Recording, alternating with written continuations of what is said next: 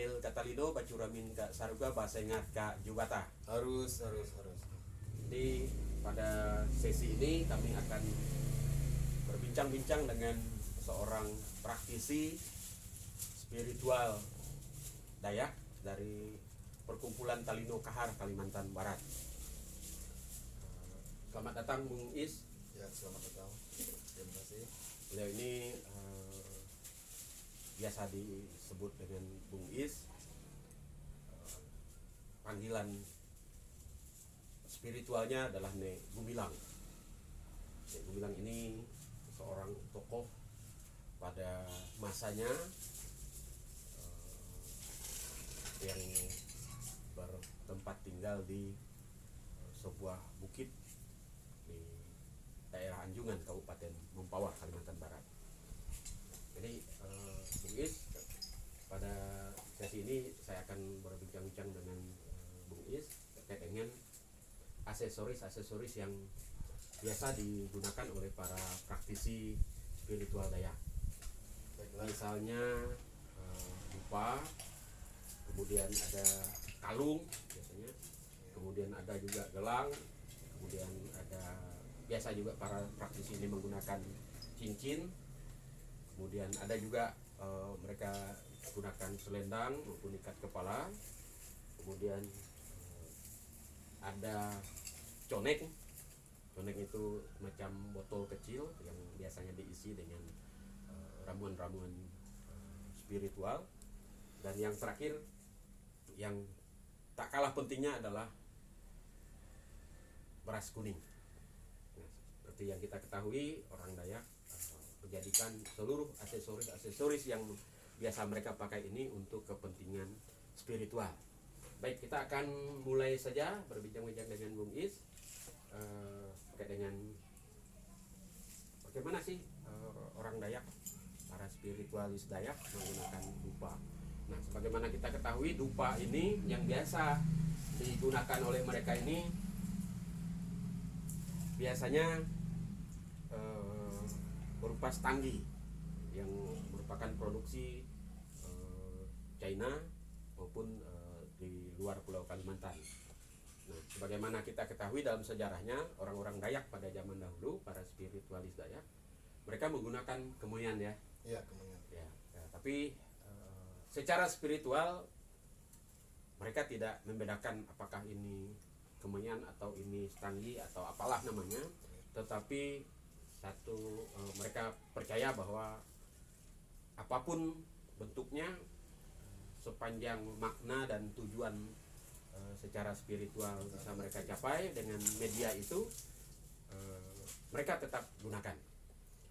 Baik, saya bertanya ke Bung Is, kira-kira menurut Anda menggunakan stanggi ini untuk kepentingan apa sih biasanya digunakan? Baiklah, terima kasih atas kesempatan ini saya diberikan untuk sedikit menjelaskan. Sebelumnya saya mohon maaf untuk para aktivis spiritual di mana saja berada, karena ini pemahaman tentang spiritual, tentang keyakinan yang kita kutip menjadi sebuah kepercayaan. Pertama, pendahuluan kata dari saya, kita pisahkan terlebih dahulu yang mana keyakinan, yang mana kepercayaan.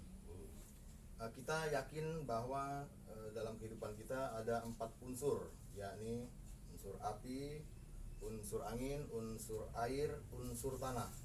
Dari 4 unsur ini, hanya manusia yang diberikan keempat unsur ini dari seluruh makhluk yang diciptakan. Oh, jadi hanya manusia yang diberikan kesempatan unsur api, air, angin, tanah. Nah, tentunya ketika kita mendapatkan 4 unsur tadi, Sang Pencipta tidaklah sia-sia memberikan 4 unsur tadi. Nah, kenapa? Karena Sang Pencipta berani bertanggung jawab atas apa yang telah diciptakannya, sebagaimana juga kita juga berani bertanggung jawab sebagai aktivis menggunakan material spirit ini. Nah, sebab di sini saya mendefinisikan keyakinan, kita butuh sungguh-sungguh kepercayaan, sungguh-sungguh kebenaran untuk sampai mencapai buah dari keyakinan itu, yakni kebenaran. Nah, di sini kenapa kita harus pisahkan dulu yang mana kita yakin, yang mana kita percaya. Jadi yang gaib itu kita yakini, yang nyata kita percayai. Nah sekarang kita percaya untuk para aktivis telah menggunakan dupa tersebut. Di sudut pandang aktivis spiritual, dupa adalah alat penghubung. Alat penghubung di Jadi dupa ini sebetulnya alat penghubung ya alat penghubung dengan dunia gaib. dengan dunia gaib, bukan hanya dengan dunia gaib, bisa juga dengan dunia nyata. Karena kenapa dunia nyata harus juga kita pentingkan? Ketika kita membakar dupa, manusia diberikan kelebihan yang ini penciuman. Nah tentu saudara-saudara kita di samping, oh ada yang membakar dupa, dan dia tahu bahwa yang sedang dibakar dupa karena dia khas dengan aromanya. Jadi aroma khas ya. Ya, Jadi juga sebetulnya berfungsi untuk pemberitahuan ya. pemberitahuan, ya, alat penghubung. Jadi Karena alat penghubung, Ya. kemudian pemberitahuan. itu satu diantaranya juga. Jadi dapat berfungsi untuk golongan yang gaib maupun yang nyata, tergantung kesepakatan saat waktu kita mengadakan perjanjian. Ya. Ya.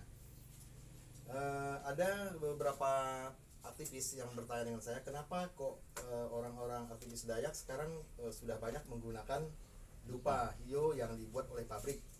Nah, kenapa kok tidak dari alami yang benar-benar tulen dari getah kayu yang Seperti getah kemenyan. ya, dari pembengkuan. Disinilah kita melihat kebesarannya Sang Maha Kuasa. Yang aslinya kan seperti ini ya. Ya, saya kita contoh ini yang asli. Ini getah kayu Dari alam. Ya, kalau untuk dari alam Pak, semuanya sebenarnya dari alam. Nah, jadi baru kita alami karena Bapak bertanya. Nah, jadi ini murni yang belum diolah oleh mesin, tapi dia dari alam juga. Dan ini yang sudah diolah oleh mesin, tapi pengolahannya di alam juga. Nah, tentunya harus dengan alam pengetahuan dong ya. Nah, kesimpulannya, segala sesuatu sifat yang baru adalah alat penghubung kita untuk menyatukan diri atau untuk menemui baik dengan Sang Pencipta maupun yang dicipta. Jadi konsep sederhananya alat penghubung. Alat penghubung ya. Ya, untuk dupa. Jadi saya tidak perlu bla bla, dan kalau untuk lebih detail kita sebenarnya ada perlu kajian khusus. Ya. Nanti saya akan sampaikan linknya di mana kita dapat kajian khusus tentang pedalaman tentang dupa, bagaimana menggunakannya. Akan kita kupas nanti di Pada sesi sesi berikutnya ya. berikutnya, kesempatan berikutnya. Baik. Saya lihat juga Bung Is sering menggunakan kalung. Ya, Apakah penggunaan kalung ini memiliki tujuan tertentu atau hanya sebagai aksesoris di tubuh? Saya tadi lihat ada kalung yang biasa digunakan oleh Bung Is. ya. Ini sebetulnya untuk apa biasanya kalau digunakan, dipakai sehari-hari? Kalung ini kan artinya kita dikalungi. Untuk kita ambil di definisi seninya, karena kita mengupas di sini tentang seni, spiritual, adat dan budaya. Artinya sesuatu yang dilakukan berangsur-angsur dan dilakukan bukan hanya oleh satu pihak. Untuk kalung ini tergantung sang penggunanya. Ada yang menggunakan kalung hanya ikut-ikutan, ya, melambangkan sesuatu atau karena mencintai sesuatu. Jadi hanya untuk suka-suka. Ada yang hanya sekedar suka-suka. Tapi berbeda dengan sudut pandang untuk para aktivis, untuk aktivis spiritual. Nah, bagi kami yang aktivis spiritual, ini menandakan kembali lagi adanya hubungan kita dengan alam. Saya beri contoh sederhana. Saya pernah ditanya, Pak, apa bentuk benda yang mengeluarkan debu seperti miang? Nah, dan itu katanya bisa membuat sampai bisa mengeluarkan suara. Saya bingung apa itu. Nah, untuk mengetahuinya ternyata itu adalah seonggok bambu yang terjadi gesekan angin, akhirnya mengeluarkan seperti siulan. Nah, agar barang bukti ini bukan hanya saya cerita, hanya menceritakan nama tapi tidak ada bentuk nyatanya, saya ambil bambu tadi. Dan saya buat kalung, terus saya temui orang yang bertanya, inilah yang kamu dengar kemarin di hutan yang seperti siulan, ini hanya seonggok bambu. Nah, karena barang ini bagi saya ada maknanya. Kan jarang yang bisa bersiul kita temui. Nah, tapi karena ada gesekan, ada sentuhan, akhirnya menimbulkan suara. Dari keunikan ini, saya teliti, ternyata di sini ada energi tersendiri. Oh, ada energinya ya? Ya, ada energi tersendiri. Nah, untuk kajian energi tersendiri, tidak ubahnya, ingat ya, yang non fisik, energi-energi gaib tidak diizinkan untuk menyatu di dalam tubuh kita karena ada hak Tuhan yang suci yang mereka tidak boleh. Nah, jadi mereka berdiam di mana? Di tempat yang telah ditentukan sesuai dengan kasta-kasta mereka. Nah, seperti bambu bisa kita lihat bambu petuk, bambu lam jalala bisa saksikan. Nah, Ada rotan. Ya, ada rotan buntat juga, ada bambu buntat. Nah, di sini tempat bersemayamnya energi-energi lain. Nah, tidak ubahnya bisa kita lihat magnet, banyak tumpukan besi tapi ada tidak mampu mendorong atau menarik. Nah, juga banyak tumpukan-tumpukan bambu, ada yang mampu bersiul, ada yang tidak. Jadi di sini kita untuk sebagai wadah, sebagai rumah. Nah, karena itu kami yang telah mengerti, kami jadikan ini wadah atau penyimpanan sebuah energi yang kami yakini dan kami percayai bahwa benda-benda ini hidup. Nah, sekalipun saudara-saudara melihat ini bendanya mati, bambu ini, tapi saudara-saudaranya masih banyak hidup. Nah, di hutan sana masih banyak hidup. Nah, seperti itu menurut saya. Artinya selain aksesoris ada makna dari tersendiri ya, dari ada makna masing-masing tersendiri, ini, masing-masing aktivisnya ya. Dan ini menurut kepercayaan, menurut religi para spiritualis Dayak, kalung yang biasa mereka gunakan ini adalah kalung yang tanda kutip berisi, Ya. yang tentu saja menjadi saudara mereka, saudara yang tidak nampak ya, Ya. makhluk-makhluk yang tidak kasat Astral, mata, ya. makhluk-makhluk astral. Baik, kita akan lanjut dengan gelang. Tadi Ya. saya melihat Bung Is ada menggunakan gelang, Ya. ada beberapa jenis gelang. Ini kira-kira untuk bisa Bung Is bercerita tentang Ya, gelang nih, tentang gelang ya. Ya. Tentang gelang sangat banyak sekali maknanya. Tergantung materialnya. Gelang yang seperti saya gunakan ini saya menamakannya gelang poros bumi karena dia bentuk potari bulat. Ini Ya. gelang poros bumi ya. Ya, gelang poros bumi. Ini dari kayu ya? Ya, kayu. Terbuat dari kayu. Ini terbuat dari kayu. Gelang ini masing-masing makna dan masing-masing kesepakatan antara objek dan subjeknya waktu pengisian material. Jadi ini juga ada isinya ya? Diisi juga, ya diisi. Ya. Karena bagaimanapun mereka ini adalah zat, ada mengandung namanya. Kalau kayu ini roh jamadi, karena kalau kita berbicara tentang roh, ada roh hewani, roh nabati, roh tabii, rohani. Kalau kayu ini roh jamadi. Ya, roh jamadi. Nah, Jadi sebetulnya dalam spiritual Dayak, gelang yang biasa mereka gunakan sehari-hari oleh para aktivisnya mengandung energi tertentu seperti ini, sangat terasa. Ini energinya dingin sekali, dan biasanya kalau energi yang terasa dingin seperti ini biasanya menandakan bahwa orangnya ini lembut sebetulnya. Jadi seperti yang Bung Is ini kita lihat ya, beliau ini lemah lembut dan mampu mengendalikan emosi. Ini tadi roh jamadi. Ya, yang dimana roh ini dibacakan mantranya oleh para panyangahan atau pembawa doa, kayu besar, kayu kecil, seperti itu. Ya, maksudnya ini terbuat dari kayu ya, kayu tertentu ya, kayu di tertentu. hutan Kalimantan, dan ini sangat luar biasa terasa. Jadi kalau pemirsa ada yang berminat untuk menghubungi Bung Is terkait dengan gelang yang digunakan beliau sehari-hari, silakan nanti dihubungi secara personal. Baik, Bung Is, terima kasih. Jadi tadi juga saya melihat ada Tali. cincin ya. Ya, cincin. Oh ya. Ada cincin. Kira-kira Bung Is bisa bercerita tentang cincin ini? Ya. Saya buka dikit ya. Ya. Untuk cincin sebenarnya ikatan, bisa kita katakan ini ikatan seperti layaknya yang dimana kita lihat gambaran umumnya ketika orang meminang ada cincin kawin, artinya ada ikatan. Kenapa dikatakan ada ikatan? Dalam anatomi tubuh manusia di dunia praktisi spiritual semua bermakna. Karena kenapa bermakna? Karena inilah yang dikatakan sidik jari. Nah, maka kalau yang tidak bisa tanda tangan itu kita cukup cap jempol.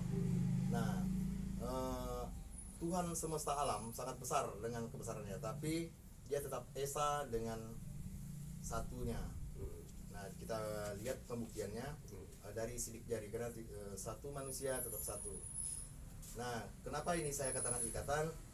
Jadi di kacamata spiritual dia ada hitungan sesuai dengan penciptaan langit dan bumi. Itu semua demi perhitungan. Jadi biasanya cincin ini digunakan di 4 jari ini ya. Ya, di 4 jari ini tergantung untuk kebutuhan apa. Oh, tergantung kebutuhan. Jadi Nah. kalau ini dipasang di jari manis Ini artinya di dalam. di dalam. Nah, pengertiannya di dalam. Nah, ketika ini digunakan untuk umum, seorang laki-laki mempelai atau perempuan mempelai, artinya ada hubungan di dalam, lebih intim. Nah, Jadi menandakan hubungan ada ikatan. intim ya. Ya, ada ikatan. Ya. Dengan Baik itu makhluk fisik maupun non fisik. Kalau yang fisiknya artinya ya tidak ubahnya seperti perkawinan, nikahan yang kita lihat, tapi untuk yang non fisiknya itu sir, itu pribadi, rahasia. ya rahasia pribadi ya. Rahasia pribadi. Nah, ini kan saya ngeliat ada sejenis batu ya, Batu, ya, mata cincin ini. Ya. Ini batu jenis apa nih Pak? Ini jenis arwana. Jenis arwana ya. Ya. Ya. Ini jenis arwana. Kawan-kawan, jadi yang batu yang digunakan oleh Bung Is ini batuan jenis arwana yang menjadi khasnya Kalimantan. Iya. Batu arwana ini berasal dari Kapuas Hulu, Kalimantan Barat. Nah, tapi saya ngelihat di sini ya mungkin ada isinya ya, Bung. Untuk isi itu selalu ada Pak, tergantung kadarnya. Boleh bercerita dengan sedikit ini. pemirsa kita tentang isi dari ini? Kita kembali kepada energi. Kenapa ada alat tester batu sampai dari batu yang kadarnya ringan sampai kadarnya tinggi. Kadar yang paling tinggi batu yaitu tester intan. Nah, Yang 9 ke atas ya. ya. Nah, masing-masing kadam dia tidak bisa sembarangan untuk masuk ke batu tersebut. Oh. Sama juga ini seperti wadah, artinya rumah. Nah, jika Ya, ini artinya kalau bagi roh ini itu rumah ya, ya rumahnya para roh, rumah para roh. rumah para roh. Dan kalau kayu itu tempat sandarannya, tempat dia bersandar. Nah, jadi sumber energinya. Nah, karena disinilah, karena kalau di dunia kita ini, di tempat kita berpijak ini tidak ada batu, ya luar biasa panas ya. Ya. Karena dia pendingin juga. Jadi batu ini juga bisa untuk pendingin ya, Ya, karena itu bagian dari pendingin. energi yang Alam ya. energi yang dingin dingin ya. sifatnya. Ya. Jadi tadi kan Bung Is menggunakan gelang dari kayu yang artinya sebagai tempat sandaran bagi para roh. Kemudian ada cincin batu Ya. yang artinya disiapkan untuk rumah ya, rumah tinggal ya, Rumah tinggalnya. sebagai bentuk Rumah. ikatan antara Bung Is dengan sahabat-sahabatnya tadi secara spiritual. Ya. Baik, tadi saya ngelihat juga Bung Is ini tampilannya luar biasa, ada ikat kepala, ada selendang. Selalu dipakai sehari-hari oleh Bung Is. Kira-kira Wah, ya. gimana ceritanya? Jadi kalau mengupas tentang ini sebenarnya ini agak pribadi ya. Ya, Saya kasih gambaran umum aja ya. ya. Perangkat handphone saya dulu wallpapernya tuh saya lebih senang John Lennon. Hmm. Nah, karena John Lennon saya lihat selalu sedih, cerita tentang peperangan, tentang kelaparan. Akhirnya sekarang saya ganti dengan wallpaper sepertinya Jessica Iskandar lah. Nah, jadi perumpamannya kayak gitu. Nah, ketika saya kenal dengan satu sosok, karena ingat ruh tidak akan pernah mati. Contoh sederhana saya buka sedikit. Kenapa presiden kita yang pertama, Insinyur Soekarno yang diwakili oleh Hatta, disimpan di uang kertas alat tukar menukar yang disahkan oleh pemerintah. Bahkan di situ dengan rahmat Tuhan Yang Maha Esa, artinya ada hubungan Tuhan dan manusia, dan dia disahkan. Nah, tentunya kalau kita hanya mendengar itu sosok pahlawan, sejauh mana pahlawan kita dapat membela kita? Nah, tentunya di sini beliau bukan hanya dapat membela kita di zamannya dahulu, di waktu masih peperangan, tapi sampai sekarang pun beliau dinobatkan mampu membela kita sebagai pahlawan, sebagai alat tukar menukar. Nah, ketika saya menggunakan aksesoris seperti ini, tentunya saya pernah melihat satu sosok yang dimana itu rahasia saya dengan sosok yang pernah saya gunakan. Karena di sini saya mengupas tentang sosok, tentang figur, tentang warna. Tidak ada satu makhluk pun yang tahu bahwa wajahnya akan seperti ini, kecuali beliau telah ditunjukkan dan diperkenalkan. Ketika saya mengenal huruf A, saya tidak akan pernah lupa. Dan ketika saya bercerita tentang huruf A, bagaimana orang-orang akan melihat huruf A jika tidak saya buktikan? Dengan ini saya membuktikan cerita yang huruf A tadi, saya ikatlah dengan kepala. Ikat kepala dengan menggunakan sanggul ini, termasuk menggunakan gelang ini, cincin ini, artinya menandakan kedekatan saya, penyatuan saya dengan warna yang pernah saya lihat. Yang ketika saya ceritakan mungkin orang tidak akan. Jadi sebetulnya Bung Is menggunakan aksesoris ikat kepala, kemudian ada selendang ini sebetulnya menyesuaikan diri dengan sosok yang pernah menggunakan. Yang pernah menggunakan benda-benda itu ya. Benar. Baik, saya kira cukup jelas. Kemudian tadi saya lihat juga Bung Is menggunakan conek. Ya. Ada conek yang mana tadi? Ya, ini. Ya. Bisa kita lihat. Mungkin pemirsa tadi, mohon maaf ya pemirsa, kalau kameranya agak sedikit blur. Nah, ini saya gunakan, kebanyakan praktisi menggunakan jari manis, tapi saya menggunakan jari anak jari karena saya merasa hamba di sini, saya butuh bantuannya.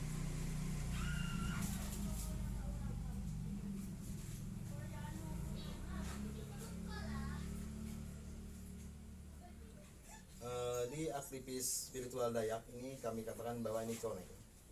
Conek ini adalah sebuah tempat atau wadah untuk menampung minyak yang sudah diramu, sudah dirajah. Nah, tentunya dengan ilmu, dan itu tidak bisa saya kupas terlalu jauh, tapi tetap berkaitan dengan energi dan kodam. Artinya ada kekuatan magis di situ. Nah, tidak ubahnya saya ambil software, tapi software ini untuk pribadi saya. Nah, seperti kita ketahui, conek ini atau minyak jenis pelet. Nah, pengasihan, banyak minyak, bukan hanya untuk pengasihan, tapi juga untuk perlindungan. Banyak tergantung kita ngerajahnya, artinya waktu kita pengisian. Nah, kenapa kita perlu menggunakan minyak? Inilah untuk pemisah dengan unsur air, karena tidak akan menyatu minyak dengan air. Sebenarnya menyatu minyak sama air itu, nah hanya tidak senyawa.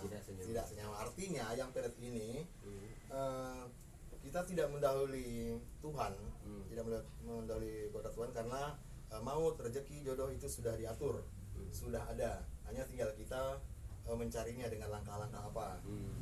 Nah, melalui media-media ini kita gunakan minyak seperti minyak pengasihan, pelaris, tapi padahal untuk hakikatnya seperti rezeki, maut, jodoh itu sudah ada ketentuannya.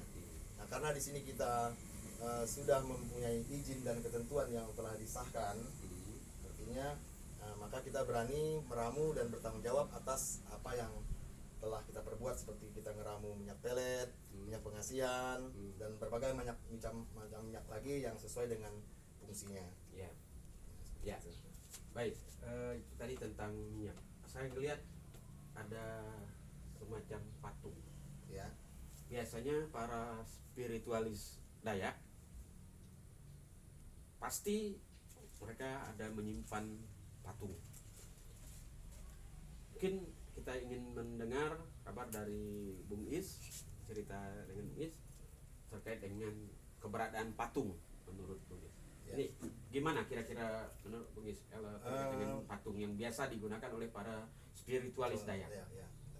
Ini tapi ini tidak saya definisikan ya. Ya. Jadi ini hanya sudut pandang saya pribadi dan Hmm. aktivis-aktivis yang artinya mau merangkum tentang patung ini. Ya. Banyak persepsi kepercayaan yang mengatakan bahwa mungkin ketika seseorang menghadirkan patung, ketika mereka berdoa menghadap patung, mungkin kacamata mereka menganggap ini adalah perbuatan syirik, berhala. Ya. Nah, tapi di sudut pandang spiritual, kacamata spiritual saya pribadi, tapi saya tidak menunjukkan untuk semua orang ya. Ya. Itu dengan tanggung jawab saya. Hmm. Ini adalah melambangkan Jadi- adanya ruh untuk mengenang seseorang, Hmm. maka kita patungkan baik itu seseorang itu dari bentuk nama maupun bentuk rupa. Hmm. Contoh sederhana begini, seorang anak pernah bertanya dengan saya, yang mana kayu ulin? Nah, saya katakan ada kayu ulin ini, tapi kan ini patung. Nah, kayu ulin untuk di zaman sekarang kita sangat susah mencarinya di kota, karena dia tumbuh di pegunungan, bahkan ini usianya sampai ratusan tahun. Hmm. Nah, karena anak ini perlu kita didik dengan benar, kita nyatakan bahwa ini loh kayu ulin dan kita bentuk seperti patung. Hmm. Ketika anak-anak cucu kita bertanya tentang kayu ulin, kita satu ada barang bukti yang dikatakan benda bersejarah. Artinya sejarahnya ini adalah kayu ulin, dan sejarah kayu ulin ini kita bentuk rupa seperti manusia. Patung. Kita katakan ini patung ya. Ya, jadi kalau demikian kan pada zaman dulu kan orang-orang Dayak ini kan tidak ada teknologi kamera. Iya, ya. Artinya tidak ada teknologi foto seperti Ya, benar. sekarang ini. Nah, mungkin saja Ya. patung tadi kalau menurut Bung Is tadi artinya Kok bisa? sebagai memberikan gambaran saja Gambaran, ya. ya. Nah, Gambaran bahwa inilah sebetulnya Sosok rupa sosok dari leluhurnya ya. Bung Is. Ya. Seperti itu kan? Ya, seperti itu. Terus ada juga kita ada pentabiatan namanya. Pentabiatan itu kita penyimpanan. Karena di sini ruh ya, ruh kan ada dua kinerja, ada sifat. Ada sifat buruk, ada sifat baik. Nah, ada di mana kita tergantung ritualnya nanti. Ketika kita menyimpan, kata kami itu memantak untuk mengenal leluhur kita, orang-orang tua kita, itu ada upacara pantak, nanti itu akan dikupas secara khusus. Jadi ruh-ruh yang baik itu dimasukkan ke dalam kayu tersebut. Nah, dan itu tidak sembarangan kayu. Tentu dia kayu yang lebih tua dan kayu yang pernah digunakan oleh orang tua kita terdahulu. Oh, jadi bukan artinya juga tetap berhubungan. Bukan juga semua jenis kayu ya? Tidak semua jenis kayu. Nah, ada juga kayu yang dimana menyimpan tabiat buruk. Jadi karakter patung diajak kemana aja dia bisa, karena dikatakan dia benda mati. Nah, dikatakan benda mati, tapi yang menghidupkannya apalah? Yang hidup, kitalah yang hidup, dia yang menghidupkannya.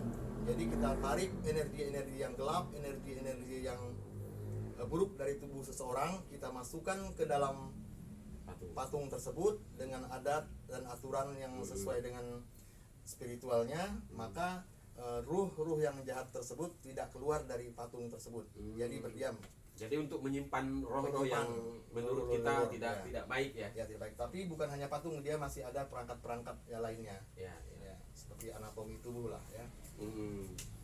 Baik, Bugis. Jadi yang terakhir nih. Jadi tadi sudah ada 6